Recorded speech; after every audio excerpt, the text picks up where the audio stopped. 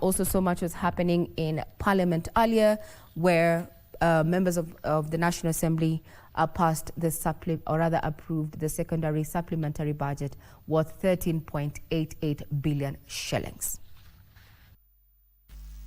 Order! Order! During the debate on the consideration of the second supplementary budget for the financial year 2025-26 to a tune of 13.88 billion shillings, a section of MPs singled out allocations such as the Office of the Deputy President that has been allocated 200 million shillings, State House 1 billion Kenya shillings, and Internal Security and NIS at 1.5 billion and 3.5 billion Kenya shillings respectively, questioning the justification for increment. We have before us a supplementary budget concentrating resources in the Office of the Deputy President for what they call operations, Office of the, State House for what they call operations again. Madam Speaker, we know why this money is being allocated to these particular offices. It is to provide resources for political campaigns amounting to 6.5 billion for general expenses. For public service, Mr. Speaker, a place where you know very well, you have increased the number of employees. Madam Speaker, you are worth just 198. My problem is the lack of priority. State House is not State House Nairobi alone.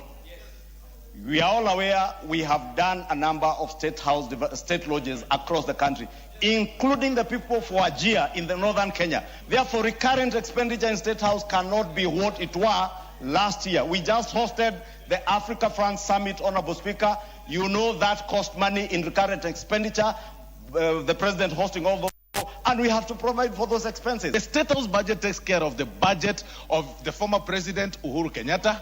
The presidency takes care of, the State House budget takes care of the former president's, all the former president's family. It is not a preserve of one particular. That is the truth. That is the truth.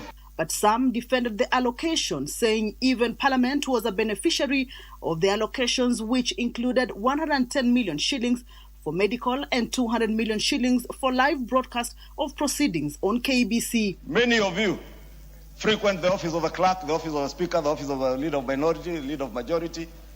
Help me to access this or that trip. Those trips, you use Kenya Airways. In this budget, you have an additional 150 million shillings, 180 million shillings for pending bills to Kenya Airways, owed by Parliament. Owed by Parliament. In the supplementary budget, Kenya Broadcasting Corporation was allocated 150 million shillings for the 2026 FIFA rights. Other sectors that have benefited include basic education, 1.5 billion shillings, public service, 198 million shillings, youth department, 1.9 billion shillings, and treasury, 700 million shillings. Under appropriation in aid, 4.1 billion Kenya shillings has gone to the sport department and 2.3 billion shillings to water and sanitation. Government says the monies are from reallocations within departments and also from the contingency funds. Kamchemenza for Prime Edition.